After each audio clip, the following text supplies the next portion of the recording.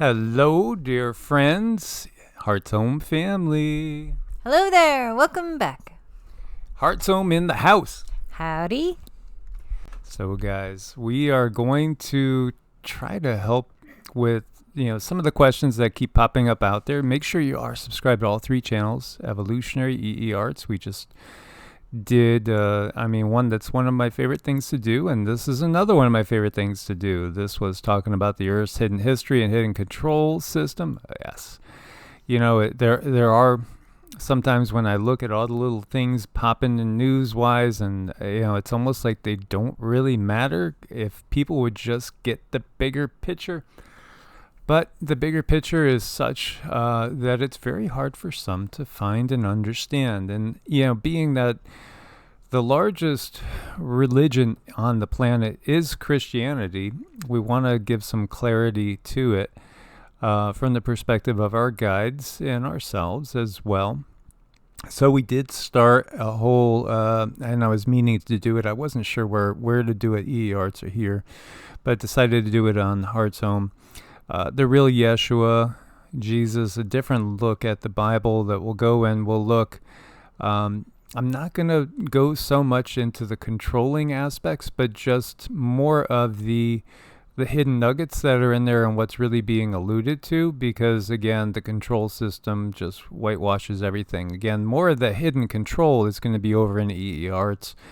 But the hidden positive meanings, we'll try to expose more of that on the Hearts Home, and sometimes it's hard to do one without doing the other.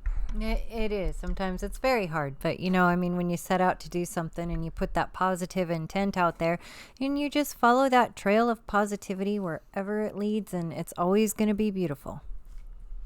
So before we get started with this video, I just want to put the intent out there that anybody that wants to join us, we ask that Yeshua inspire us and illuminate us. May he give us his true insight, knowledge, and inspiration for the things that we see attributed to him, and may he clearly be able to show us the things that are not truly of him. And again, I think so much of the world knows Jesus, but they don't really understand the Yeshua behind it. And this is not just about, this video is not going to be just about Yeshua, Jesus. It's also going to take into perspective Krishna and also Vishnu and all of us, really. Mm-hmm. Well, there's a whole soul stream here that we're really missing out on when we just stay under the control matrix. We're missing out a lot of goodness too. We're missing out on filling out the whole story because so many of us tend to walk around and we're pretty much blinded a lot of the time because we're missing the rest of the story. Absolutely. And the rest of the story has been intentionally obfuscated. It's been just smeared in so many ways so that we can't see clearly, and so we got to go deeper.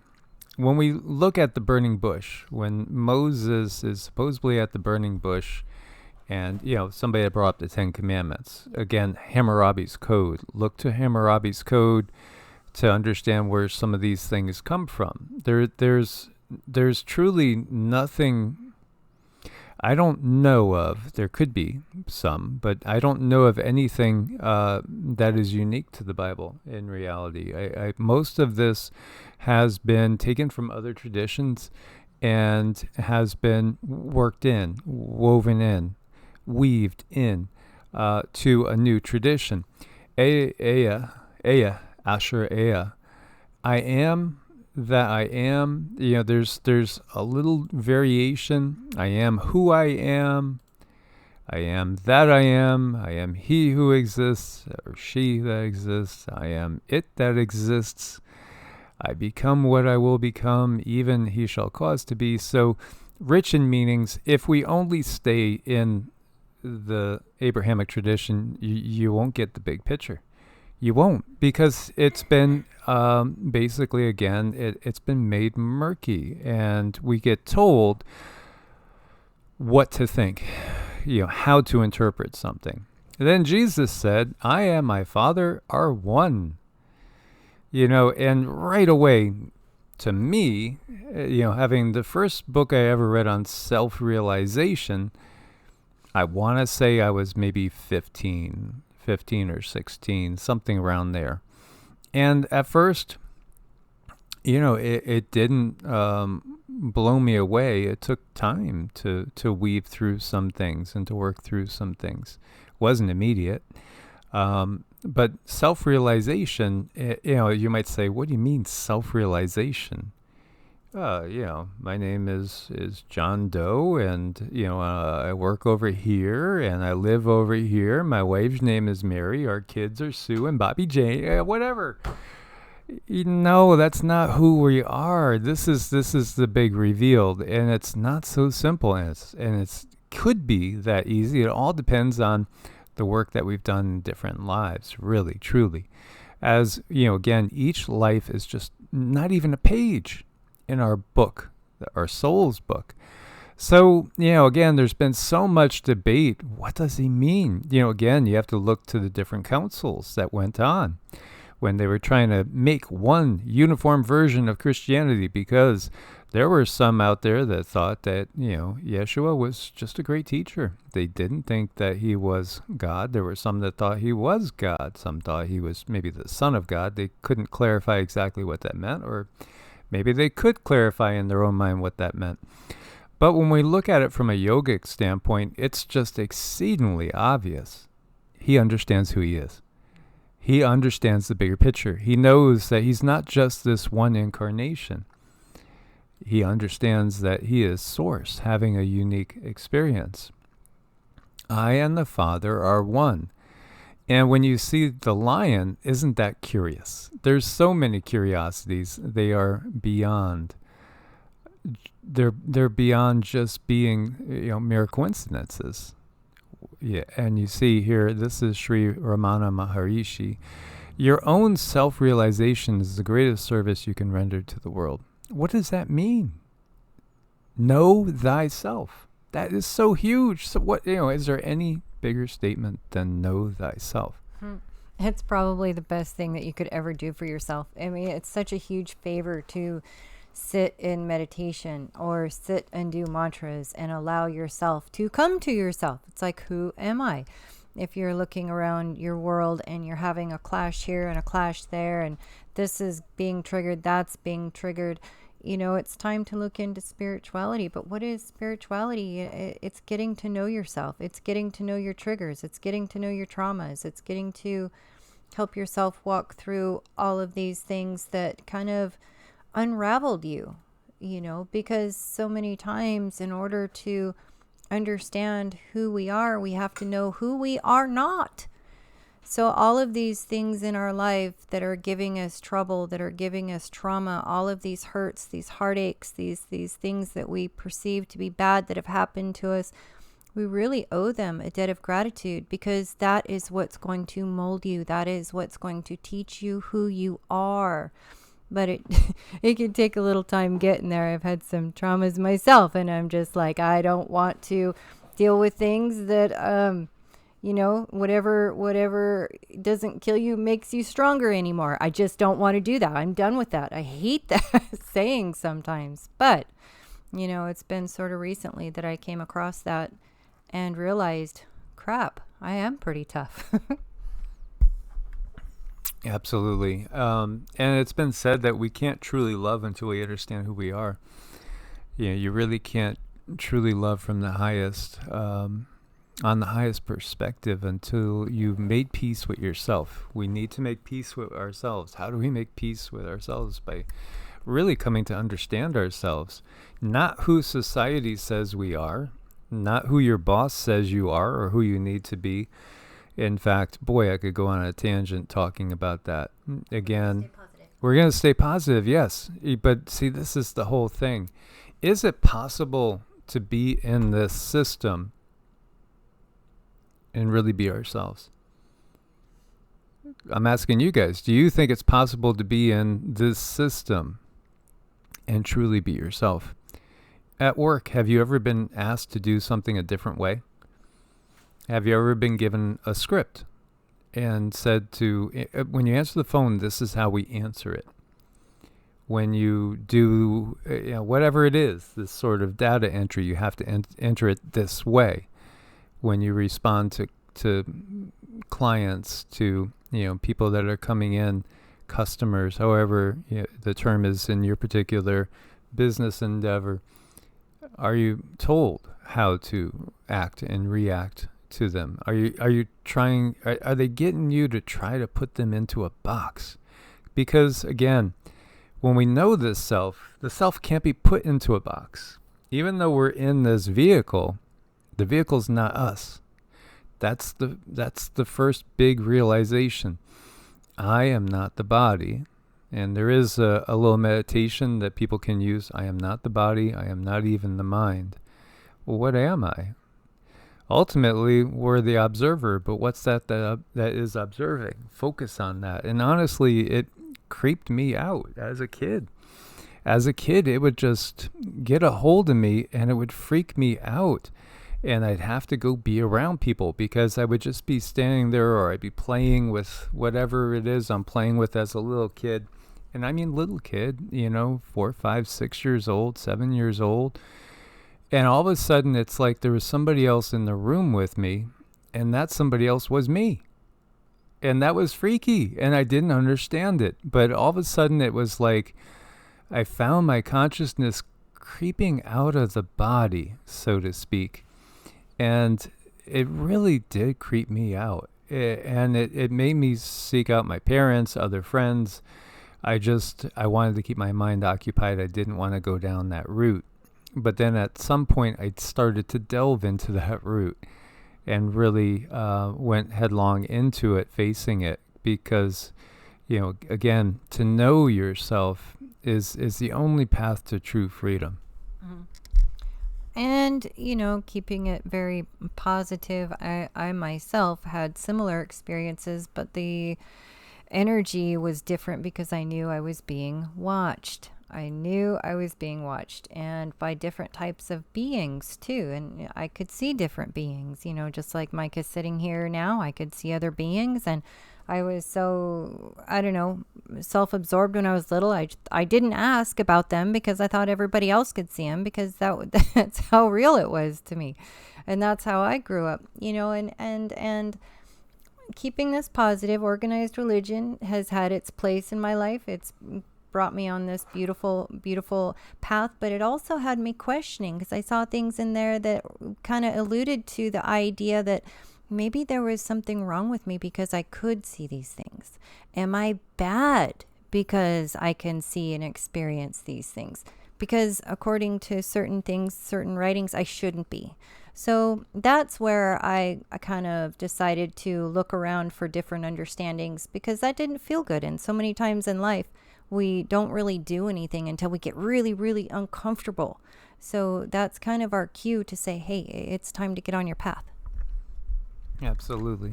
So the statement there from Exodus 3:14, I am that I am, here again, they'll give us a great truth, and it'll be made so that, well, that's just referring to, the Hebrew God or something. It's not all of us. No.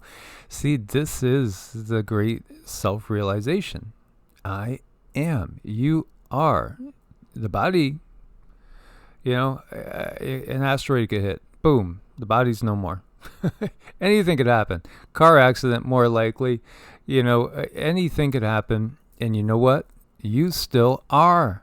You still are. That's the big realization. That's why we practice meditation, is to move ourselves into understanding the true self. And it does take practice. It takes clarity. But you got to get started at some point if you really want to discover who you are, because you're never going to learn who you are from any book. I mean, sure, something could resonate, something could trigger, but still it's an individual path. It's a unique path. Yet there are certain energy currents, there are what we would call soul streams, that are very real, and the energy might feel very familiar, very similar. Know then that the body is merely a garment. Go seek the wearer, not the cloak. Rumi, which is basically a rephrasing again of Krishna to Arjuna from the Bhagavad Gita, the Mahabharata. When we look at Yeshua, we look at Krishna, and we look at Babaji.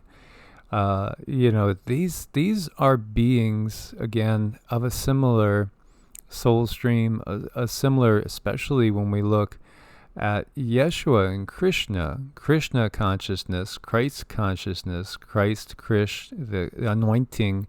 Again, this is another way of saying a soul stream, and some people have delved into it in depth and written great articles on how similar they are and how much Yeshua truly is like a great yogi master. And it's even truly, there's not anywhere in the Bible where he tells people to go and get on your knees and worship me. Again, they have to basically,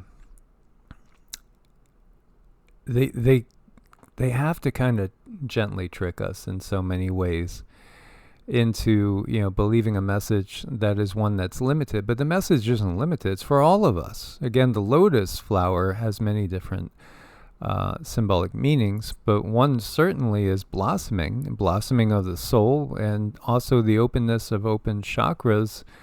Chakras are gateways. Chakras are, again, whirling vortices of energy. These are truly multi-dimensional gateways of consciousness. It is said that there's a different Hindu deity residing in each of the chakras. And that is also alluding to the interconnectedness of all the different consciousnesses. And so it's just understanding that whole debate. And there was a series of debates. Was he God or man? Well, how about Krishna? Because Krishna is said to be an incarnation of Vishnu. Vishnu-Narayana is the creator of this universe. So when Yeshua, if Yeshua says, I and the Father are one, is he saying that he is of the same accord as the creator of this particular universe? So is he not basically saying he's one with Vishnu as well?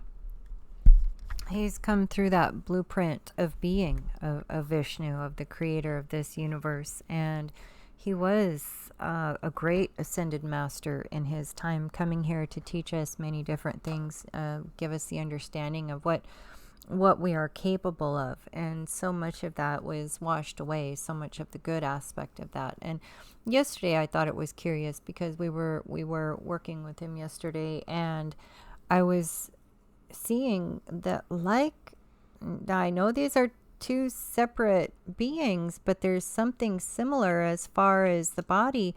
Yeshua's eyes can turn from brown to really bright, piercing blue, as can Nostradamus. When Nostradamus channels, his eyes turn different colors. So I got to be really curious about certain time frames and incarnations and bodies that we come into, and what these bodies were capable of doing not too far in the distant past. Something that we're just simply not able to do now. But I think with enough concentration, meditation, and building that up in the generation after generations, we could definitely do something like that. So it was just kind of a curious observation I made yesterday. Well, I could tell you that it's in Celtic lore and mythology, and also in pagan circles, magic, quote unquote, circles, that there's glamoury, where you could change your countenance to look like somebody else entirely. Then of course, if we're shifting, allowing ourselves to be vehicles for consciousness, our whole personage can change. Probably 20 something years ago, I made a black mirror to do meditation and to look into and help me scry. And in doing my meditations, looking into the black mirror, I ended up seeing my own face change many, many times. And then that got me basically in the habit, when I've worked other times with other people doing energy work, I would always have a big mirror in the room, and I would knowingly enter a meditative state and I would connect the crown chakra to the cosmos while grounding and rooting myself with the foot chakras and allow the energies to flow through me. And I would see my face morph all the time and change as the different guides were working through me. So again, I do think there's that. I think, yeah, again, when you're talking about the higher self and the higher consciousness, that higher self, that higher consciousness has many different incarnations. Each one is unique, absolutely. But yet they come out of these soul streams, and then we could look to archetypes, right? And look at the different archetypes. These deities that we look at, in so many ways, they are archetypal forces, but unique personages of archetypal forces all the same. When you look at Krishna, again, he's thought to be an avatar of Vishnu, yet Cindy's found that he's unique. He is a separate being from Vishnu, even though he has attributes of Vishnu. He is a separate being from Vishnu. And yet he does have many of the attributes. When you look to Yeshua, it said he's the lion of the tribe of Judah. Why lion? Why lion? Yeshua is, again, being associated with a lion. Narasimha Deva is an incarnation of Vishnu, and it's a lion man. So you see that again. And then, of course, Krishna is an incarnation of Vishnu too. But in reality, Vishnu's in all of us, because it has to be that way. To pass into his universe, we have to have him in us. So again, there is that connection going on. Yet you can see that energies, and that I am energy is in all of us. We simply are, and that can't be taken away. So anything that, again, says you have to believe in some sort of certain dogma or whatever, otherwise you're going to just be snuffed out like a candle snuffed out. No, that's not the case. We always are. It's consciousness is what we are. We're not always human, but we always are. And then the lion connection, in one way, we could look at it absolutely as being Lyran.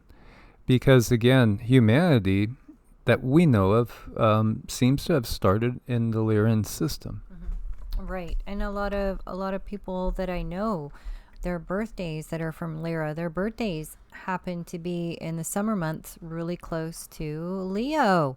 So, we definitely come in on certain soul streams and end up with people who are very similar to us, and other people are there to help pull that special part of us out too. So everyone has a purpose. Everyone has something to teach someone else, and it's about pulling that energy together so that we can work together and help one another very gently kind of walk through this awakening, because it's not easy. You start learning these things about yourself, and you start getting curious. Then you start, what's my galactic history? And all of that is very fun. It's very curious. It's very normal to be curious.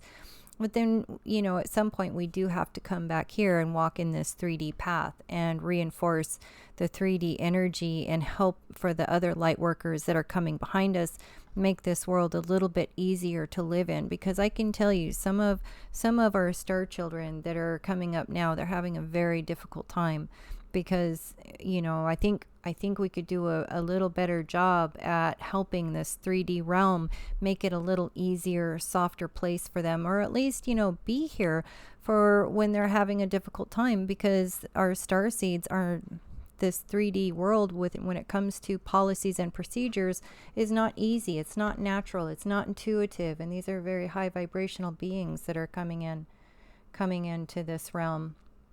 So it's up to all of us to really help guide and express ourselves and heal. The most important thing you can do for anyone else is go within and heal yourself, and understand that we are so many different parts of so many different beings, and there's different aspects of ourselves. If we focus on DNA wise, we can pull those aspects in and utilize that to help us in this 3D realm. I noticed myself when it comes to being in the working world and trying to do things by policy and procedure, I failed miserably. Give me some directions and I'll screw it up for you. Not a problem. Hand me something and say, do this. Don't give me any directions. I will do it. Not a problem. It's just that's something I had to learn about myself. So as I travel through this 3D realm, I know how I function better than anyone else. And that's really helpful because then I can help others who have the same situation. And those of you out there, if you're dyslexic, it's not a bad thing. It's just, you simply see in other dimensions. You see things different than other people. It's not a bad thing, but we've been led to believe, well, it's a disability when it's not. It's an extra ability.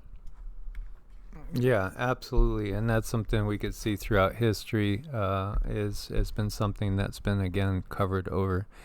Because, again, you are in so many ways here as a light that is determined to shine no matter how dark the darkness is. And the darkness is always seeking to hide that light. But, again, know yourself, heal yourself, and then share and grow. Mm-hmm. Indeed. Much love. God bless and namaste.